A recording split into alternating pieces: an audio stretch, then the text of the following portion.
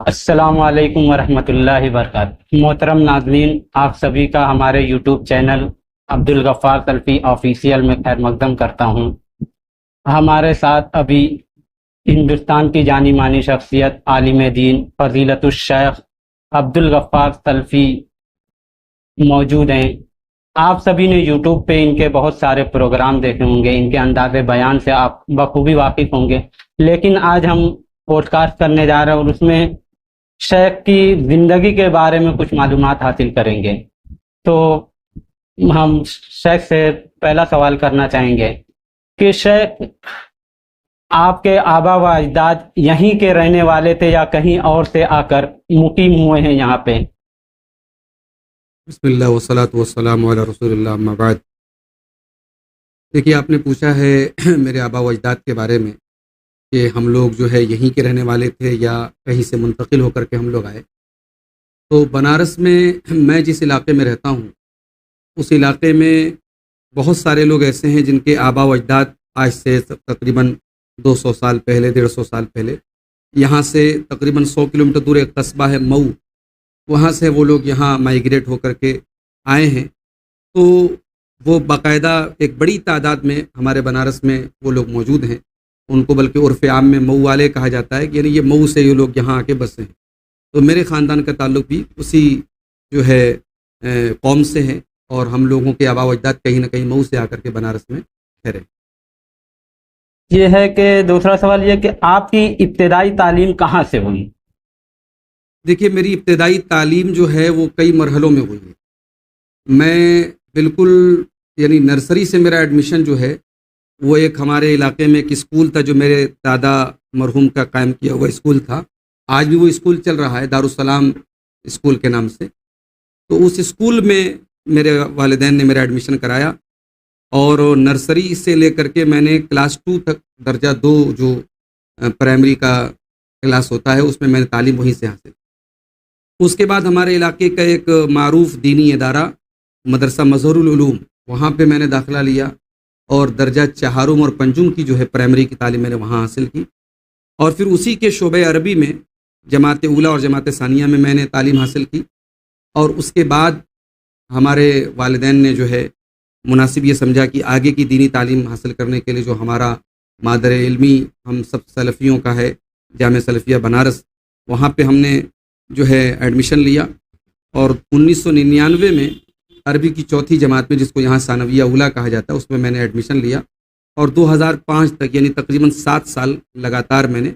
جامعہ سلفیہ بنارس میں تعلیم حاصل کی، اور وہیں سے ثانویہ، عالمیت اور فضیلت کی سند میں نے الحمدللہ حاصل۔ جی شیخ، جیسا کہ آپ لوگوں نے شیخ کی ابتدائی تعلیم کے بارے میں ابھی شیخ نے بتایا ہے، اس کے بعد میں آگے اس پوڈ کاسٹ کو بڑھاتے ہوئے ایک سوال کرنا چاہوں گا شیخ سے کہ آپ کو دین کی خدمت کا جذبہ کس چیز سے حاصل ہوا؟ یہ سفر آپ نے کب شروع کیا؟ دیکھیے، اصل میں میرا جو خاندان تھا وہ کوئی علمی خاندان نہیں تھا۔ ہمارے خاندان میں مجھ سے پہلے کوئی عالم نہیں تھا، لیکن ہمارے جو دادا تھے وہ علماء سے بہت محبت کرتے تھے۔ حاجی محمد ادریس صاحب رحمہ اللہ، وہ علماء کی بڑی خدمت کرتے تھے، اور ہمارے ابا بھی بتاتے ہیں، اور میں نے بھی جب تک ہوش سنبھالا میں نے دیکھا کہ رمضان میں سفرا آتے تھے تو ہمارے دادا باقاعدہ ان کے لیے قیام کا انتظام کرتے تھے، افطار اور سحری کا انتظام کرتے تھے، یعنی علماء کا آنا جانا ہمارے گھر میں تھا۔ اس کے علاوہ جامعہ سلفیہ بنارس کی تاسیس میں بھی ہمارے دادا جان شامل تھے، اور جامعہ سلفیہ کو ہمیشہ دل کے بہت قریب رکھا۔ وہ اکثر یہاں کی میٹنگوں میں آتے تھے، اور منتظمین سے ان کے بڑے روابط تھے۔ تو ایک دینی علم کا جو جذبہ اور شوق ہے وہ دادا جان سے مجھے وراثت میں ملا، اور ان کی بڑی تمنا تھی کہ میں عالم بنوں، لیکن 1998 میں ان کا انتقال ہو گیا، اور ان کے انتقال کے 1 سال کے بعد میں جامعہ سلفیہ بنارس میں آیا۔ تو آپ یہ کہہ سکتے ہیں کہ ان کے ذریعے جو ہے ایک دینی علم سیکھنے کا شوق میرے اندر پیدا ہوا۔ جی شیخ، اب یہ ہے کہ شیخ، آپ نے سب سے پہلے بیان کس موقع پر دیا اور یہ تجربہ آپ کا کیسا رہا؟ دیکھیے، خطبہ جمعہ کی اگر بات کی جائے تو یہاں بنارس سے تقریباً 5-6 کلومیٹر دور ایک جو ہے قصبہ کہہ لیجیے آپ، لوہتا کے نام سے ہے۔ تو میں سمجھتا ہوں کہ غالباً 2002 کے آس پاس کی بات ہے، میں جامعہ سلفیہ بنارس میں اس وقت جو ہے عالمیت کے شعبے میں پڑھائی کر رہا تھا۔ تو وہاں میں نے پہلا جمعہ کا خطبہ دیا تھا،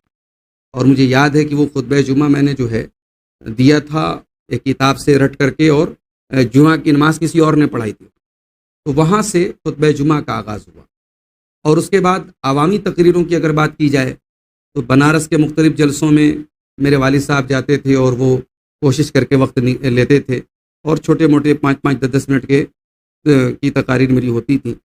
اگر بنارس کے باہر کی آپ بات کریں تو مجھے جو یاد آ رہا ہے کہ میرا پہلا جو سفر ہوا ہے وہ بہار میں ایک جگہ پڑتی ہے مدن پور، یہ اورنگ آباد کے قریب یہ مقام ہے، تو وہاں کا ایک طالب علم جو ہے یہاں بنارس میں پڑھتا تھا، تو اسے میرا انداز بیان پسند آیا، تو اس نے اپنے گاؤں میں بات کی اور وہاں ایک پروگرام رکھا، اور یہ پہلا پروگرام تھا جو میں نے بنارس کے باہر کیا۔ جی، تو وہیں سے آغاز ہوتا ہے۔ جی شک۔ اب روزمرہ کی زندگی کے متعلق آپ کا کچھ سوالات ہوں گے۔ پہلا سوال یہ ہے کہ آپ اپنے روزمرہ کے دن کا آغاز کس طرح کرتے ہیں اور آپ کا ڈیلی روٹین کیا ہے؟ دیکھیے، چونکہ میں ایک مدرس ہوں تو صبح اپنی ضروریات سے، نماز وغیرہ سے فارغ ہونے کے بعد جو ہے پہلا کام تو یہی رہتا ہے کہ ہمیں جو ہے اپنی ڈیوٹی پہ جانا ہے، پڑھانے کے لیے جانا ہے، اور کبھی صبح وقت ملتا ہے تو تھوڑا بہت مطالعہ کر لیتے ہیں، چونکہ اب بچوں کا بھی معاملہ رہتا ہے، فیملی کو بھی وقت دینا رہتا ہے، تو صبح مطالعے کا وقت بہت کم مل پاتا ہے۔ تو اس کے بعد اپنا دوپہر تک تدریسی کام انجام دینا، اس کے بعد گھر آتے آتے تقریباً جو ہے 3 ساڑھے 3 بج جاتے ہیں۔ پھر عصر کی نماز کے بعد گھر کی ضروریات سے فارغ ہونے کے بعد اگر گھر پہ رہنا ہے تو تھوڑا بہت پڑھنے لکھنے کا کام ہے، اور نہیں تو پھر اکثر ایسا ہوتا ہے کہ کہیں آس پاس میں دروس ہیں، پروگرام ہیں، اس کے لیے سفر کے لیے نکلنا رہتا ہے۔ اور بس آپ یہ سمجھ لیجیے کہ جب سے موبائل کا اور سوشل میڈیا کا دور آیا ہے تو اب باضابطہ طور پہ کتابی مطالعہ جو ہے وہ نہیں ہو پاتا۔ اب کسی خاص موضوع پہ تیاری کرنی ہو تو اس موضوع کو لے کر کے، موبائل کو لے کر کے اور کاپی قلم لے کر کے بیٹھ کے تیاری ہوتی، یہی روٹین ہے، اور اسی میں بس زندگی کٹ رہی ہے۔ جی شکریہ۔ جیسے کہ شاید ہر کسی انسان کی زندگی میں چیلنجز آتے ہیں، کبھی کبھی مشکلات آتی ہیں، تو آپ کی زندگی میں بھی ایسا مرحلہ آیا ہوگا، تو آپ اس سے کس طرح نکلے اور اس چیلنجز کا سامنا کس طرح کیا؟ دیکھیے، چیلنجز جو ہے، ایک چیلنج جو مجھے یاد آتا ہے، معاشی طور پہ پہلے ہمارے گھر میں کافی مسائل تھے، چونکہ جو آبائی ہم لوگوں کا کاروبار تھا، کپڑے کا کاروبار، تو وہ بہت تنگی کے دور سے گزر رہا تھا، تو معاشی مسائل کی وجہ سے کافی چیلنجز تھے۔ اور شروع میں جب میں جامعہ سلفیہ سے فارغ ہوا تو بہت بڑا مسئلہ میرے سامنے معاش کا تھا، اور مجھے شروع میں یعنی یہ سوچ کر کے، چونکہ میں اپنے بھائیوں میں سب سے بڑا تھا، گھر کی ذمہ داری بھی میرے اوپر تھی، تو یہ احساس مجھے کھایا جا رہا تھا کہ میں پڑھ لکھ کر کے میں کیا کروں، کوئی کام بھی ایسا نظر نہیں آ رہا تھا۔ تو ہماری ایک دکان تھی روڈ پر ہمارے مکان میں، تو ہم نے اس میں دکان کھولی، پہلے جنرل اسٹور کی ایک دکان میں نے کھولی، پھر کچھ دنوں کے بعد موبائل کی دکان کھولی، تو وہاں سے دھیرے دھیرے ایک تجارت والا ذہن بنا۔ پھر اس کے بعد کچھ لوگوں کے مشورے سے میں نے اور اعلیٰ تعلیم حاصل کرنے کے لیے ایم اے میں داخلہ لیا، پھر پی ایچ ڈی کیا، اور اس کے بعد 2017 سے میں نوکری میں آ گیا، تو معاش کا مسئلہ تو الحمدللہ ختم ہو گیا۔ دوسرا چیلنج زندگی میں کبھی کبھی جب حاسدین اور معاندین اور مخالفین جب آپ کے خلاف مخالفت کرنے لگتے ہیں، اور یعنی آپ کے خلاف جھوٹے پروپیگنڈے کرنے لگیں، آپ کے بارے میں غلط باتیں بنانے لگیں، تو جب معاملہ انسان کی اپنی عزت نفس کا آتا ہے تو وہ ایک بہت بڑا چیلنج ہوتا ہے، اور جب اس طریقے کا کوئی مرحلہ آتا ہے تو واقعی میں اس کو فیس کرنا بہت مشکل ہوتا ہے، لیکن اللہ کا فضل و کرم ہے، کہتے ہیں کہ مشکل ترین وقت بھی آتا ہے اور گزر جاتا ہے، تو اس طریقے کی بھی کبھی کبھی مشکلات آئیں، کچھ مخالفین کی طرف سے، حاسدین کی طرف سے، کبھی کبھی جو ہے یعنی انہوں نے کوشش کی کہ ذلت و رسوائی میں ڈالا جائے، پریشان کیا جائے، لیکن اللہ تعالیٰ نے بہرحال عزت رکھی ہے، اور اللہ تعالیٰ عزت دے رہا ہے، اور دعا بھی ہے کہ اللہ تعالیٰ اس عزت کو برقرار رکھے اور اپنے دین کی خدمت کی توفیق دیتا ہے۔ آپ اپنی فیملی کو دین اور خدمت دین کے ساتھ کس طرح بیلنس کرتے ہیں؟ دیکھیے، آج کے اس فتنوں بھرے دور میں فیملی اور دین کو مینج کرنا آسان تو نہیں ہے، چیلنج تو ہے، اور خاص طور سے ہم جیسے لوگ جو سفر میں ایک وقت، اچھا خاصا وقت ہمارا گزرتا ہے،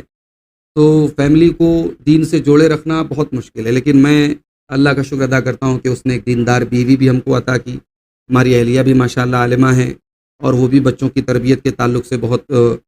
فکر مند رہتی ہیں، اور الحمدللہ ہماری جو 3 بچیاں ہیں اور ایک بچہ بھی ہمارے پاس ہے، تو ان سب کی تربیت کے تعلق سے ان کو فکر رہتی ہے، اور ہماری بڑی بچی جو ہے ماشاءاللہ اب 10-11 سال کی ہو رہی ہے، تو اس کو یعنی پردے وغیرہ کے بارے میں اس کو سکھانا اور سلیقہ سکھانا، یہ تمام چیزیں ہماری اہلیہ دیکھتی ہیں، اور ہم بھی جب گھر پہ رہتے تو ان چیزوں کو دیکھتے ہیں۔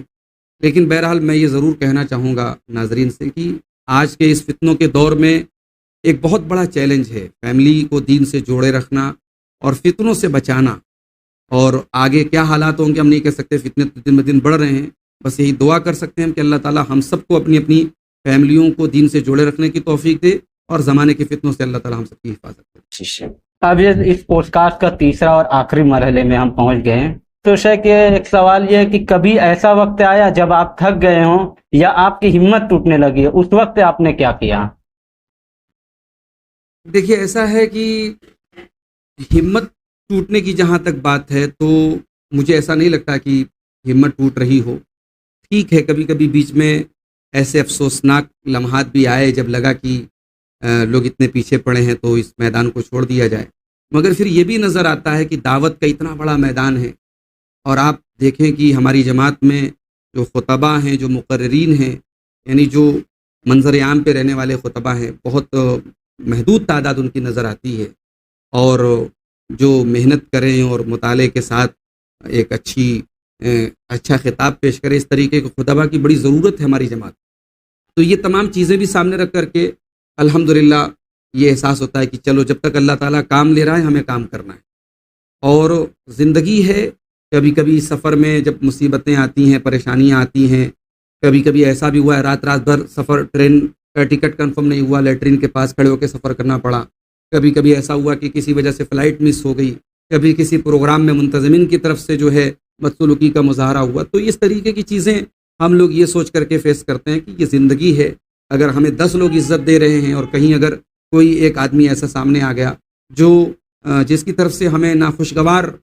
واقعات دیکھنے کو ملے، تو کوئی ایسا بہت بڑا مسئلہ نہیں ہے، اور ہم سے بہت بہتر لوگ اس دنیا میں دین کے دعوت کے میدان میں گزرے ہیں، اور انہوں نے بہت ساری مشکلات کو فیس کیا ہے، تو اس لیے یہ کوئی بہت بڑا مسئلہ نہیں ہے۔ تو زندگی میں دعوت کے اس سفر میں تھکاوٹ آئی ہے، احساس ہوا ہے، مگر سفر یہ چل رہا ہے، اور انشاءاللہ جب تک سانس باقی ہے چلتا رہے۔ شیخ ایک سوال یہ تھا کہ آپ کو کس بزرگ یا عالم دین سے سب سے زیادہ اثر ملا ہے؟ آپ کے رول ماڈل کون ہیں؟ دیکھیے رول ماڈل کی اگر آپ خطابت کی دنیا میں بات کریں جی شیخ، تو میں نے طالب علمی کے دور میں علامہ احسان الہی ظہیر کی کتابوں کو پڑھا، ان کے بیانات کو بعد میں جب موبائل کا دور آیا ان کو سنا، تو ایک بہت بڑا رول ماڈل خطابت کے میدان میں علامہ احسان الہی ظہیر کو ہم اپنا قرار دے سکتے ہیں۔ پھر ہندوستانی خطبہ کی آپ بات کریں تو ہمارے جماعت کے خطبہ میں شیخ درجی سراجی صاحب ہیں، ہمارا جب بچپن کا دور تھا ان کی خطابت کا آغاز تھا، تو ان سے بہت متاثر ہوا میں، اور ان کا بھی کافی اثر رہا میری زندگی میں خطابت کے میدان میں۔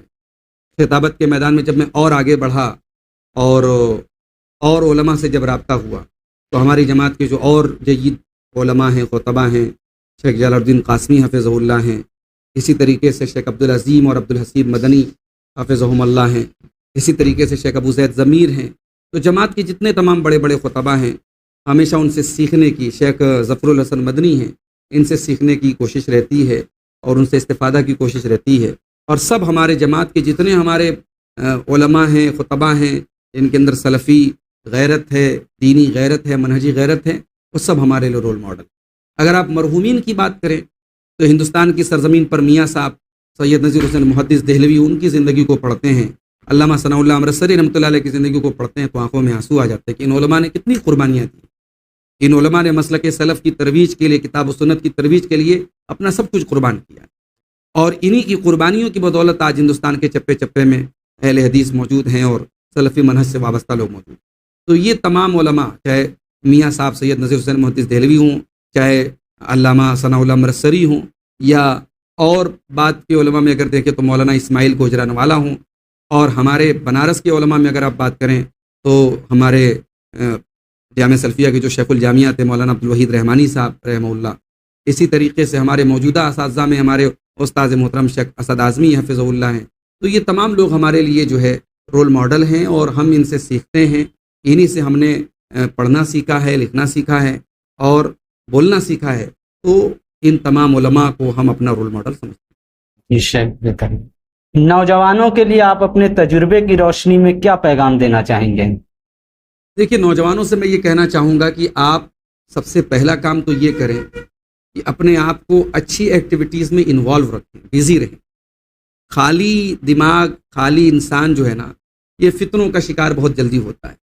اور آج ایک ایسا دور ہے کہ آپ اگر خالی ہیں تو آپ کو بھٹکانے والی، ڈسٹریکٹ کرنے والی بہت ساری چیزیں موجود ہیں۔ تو آپ کوشش یہ کریں کہ مفید چیزوں میں، اچھی چیزوں میں آپ بزی رہیں، اور خاص طور سے اپنے ان نوجوانوں کو جو جوان ہو چکے ہیں، اچھی عمر کو پہنچ چکے ہیں اور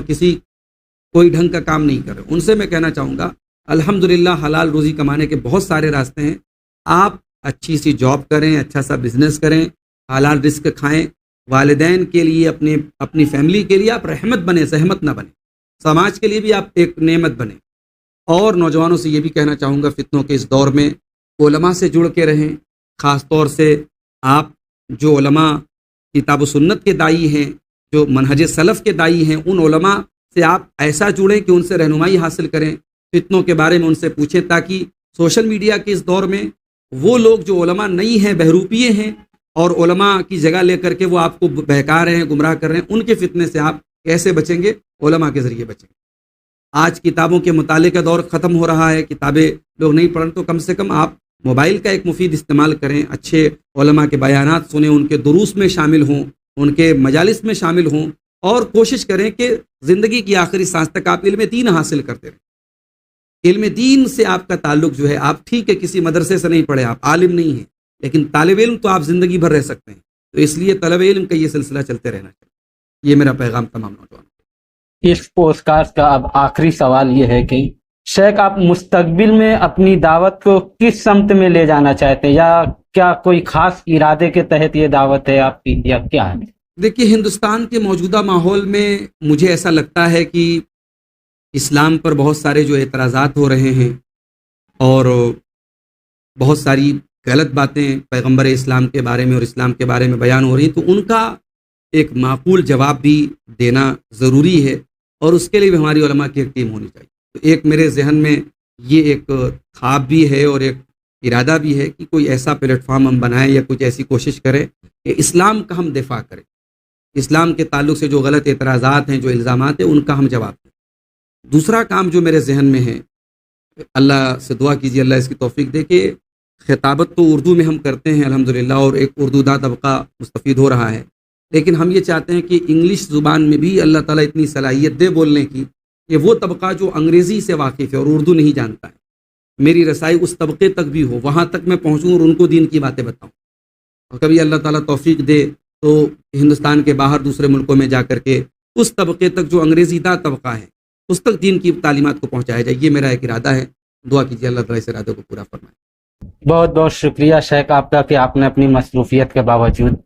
یہاں پہ آئے، وقت دیا، اپنے بارے میں باتیں ہمیں بتائی جو ہم نہیں جانتے تھے۔ جزاکم اللہ خیر۔ شیخ، اب اس پوڈ کاسٹ کو ہم یہیں پہ ختم کرتے ہیں۔ آپ اس پوڈ کاسٹ اگر آپ کو پسند آئے تو اسے لائک کریں، شیئر کریں، اپنے دوستوں تک پہنچائیں۔ السلام علیکم ورحمۃ اللہ وبرکاتہ۔